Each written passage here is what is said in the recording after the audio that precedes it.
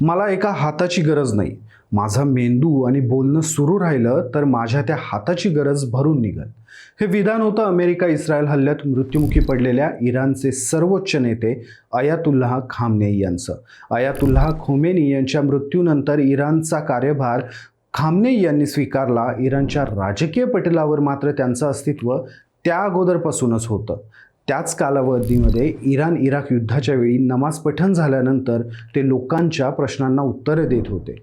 त्याचवेळी त्यांच्या डेस्कवर एका व्यक्तीनं टेप रेकॉर्डर आणला आणि एक मेसेज ठेवला ज्यामध्ये फुरका ग्रुपकडून इस्लामिक रिपब्लिकला हे भेट आहे असं म्हटलं होतं. त्या रेकॉर्डरचं बटन दाबल्यानंतर मोठा स्फोट झाला आणि खामनेई गंभीर जखमी झाले.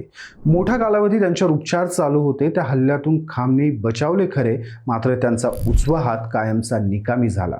मात्र तरीही त्याचा बाऊ न करता सार्वजनिक कार्यक्रमात त्यांनी डाव्या हाताचा वापर करत शपथ घेत मला एका हाताची उणीव भासत नाही असं म्हणत आपल्या जिद्दी स्वभावाचं दर्शन घडवलं होतं.